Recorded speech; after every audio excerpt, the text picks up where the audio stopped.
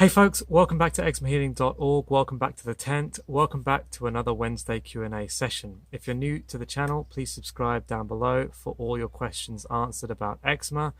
I offer an ebook. It's called The Complete Guide to Healing Eczema. I also offer personal consultations, both available in links down below. Now, first question of today's video is from Monica Monic. Says, hello Greg, speak about surgery, anesthesia, antibiotics and skin effects. Thanks. So your question is a little bit vague, but I guess what you want to know is if you've had any of those things, do they affect the skin? And are you able to heal your skin if you have had those things in the past? Now, the key thing to remember about the skin is if you have purposefully cut the skin open via a surgery, or maybe you've accidentally fallen over and grazed yourself and cut your skin that way. If your skin is opened by a way that it hasn't chosen itself, then you are likely to scar from that or not make a complete reversal, not make a complete recovery. However, if the body has chosen to open the skin up through acne or eczema or rosacea or psoriasis, then your body, generally speaking, your body knows what it's doing and it knows how to close it back up again if you give your body the right ingredients, the right environment in order to do that. So anything that's man-made, like anesthesia, which you mentioned here in your question, and antibiotics, those are things that are man-made, you're putting into the body. And so if they do have an effect on your skin, then you're dealing with something a little bit more serious and a little bit harder to deal with.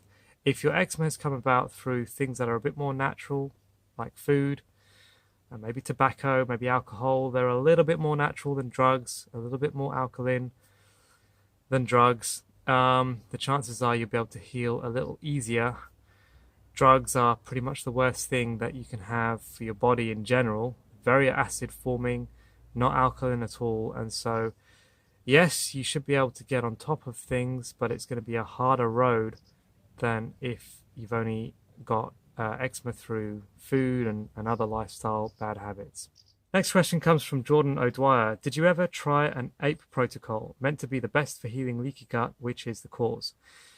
So yes, I have tried it, and yes, leaky gut is one of the causes of eczema. I tried a paleo-style diet for around about 4 years, where I was very much dipping into the AIP level of paleo, which cuts out a few more things like eggs and a few more refined foods and that sort of thing.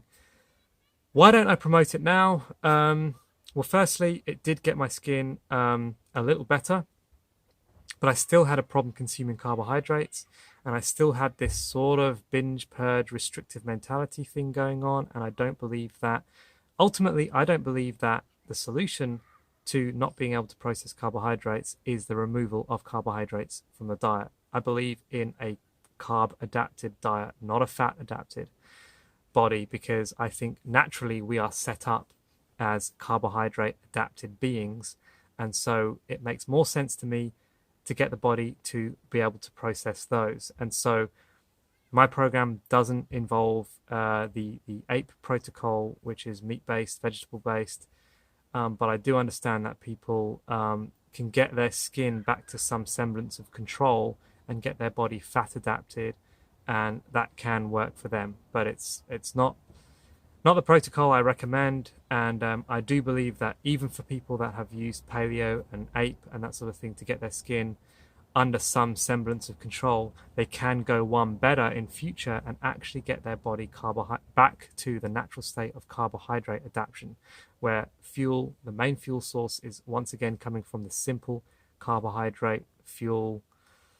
I believe that this is best for longevity. I believe that this is best for disease resistance going forwards.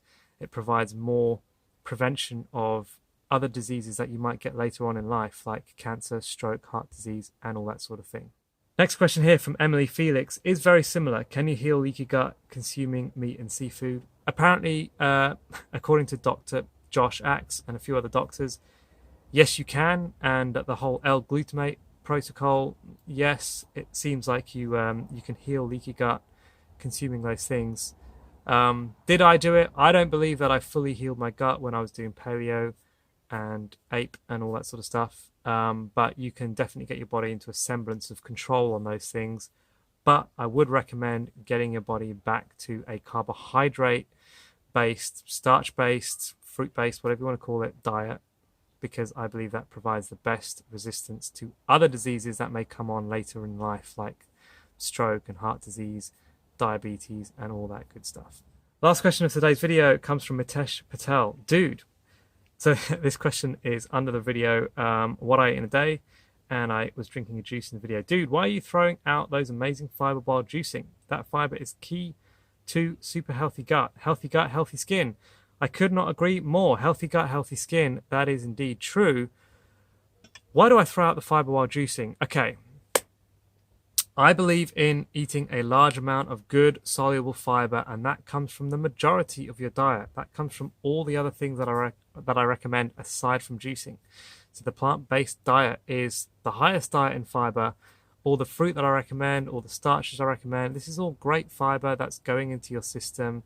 The juice is there because when your digestive system is compromised, whilst your digestive system is broken and you've got leaky gut and you've got your body auto-immuning to things that it shouldn't, the juice gets into your system faster and in a more reliable way than relying on your digestive system to get it from the whole foods. That's the point of the juice. So you have a juice because it's so nutrient dense and it pretty much bypasses the digestive system. Juice is what your digestive system creates from whole foods. It breaks down. Your body's like a juicer. It takes juice from the food because it's the juice that feeds you, chucks away the fiber or uses it as a broom in the system, and the juice goes into your bloodstream and feeds you, goes to your cells and nourishes you. And so when you have food in juice format, it bypasses that, usable, which is very useful when your digestive system is compromised, which most of you eczema sufferers, you have a compromised digestive system. That's why I promote the juice. That's why I promote Greg's Magic 7, the juice, the carrots, the spinach, the kale, all of that good stuff I promote getting in via juicing, as well as eating a lot of whole foods. So that's it for today's video. Any other questions, post them down below. I'll get to them in the next Q&A video. It will be next Wednesday. Hit me up on Instagram, DM me on Instagram. I'll answer those questions as well. That's it. You're free to go. Another video is done. Good luck with your skin. Let me know how you're getting on in the comments down below. And I'll see you again very soon.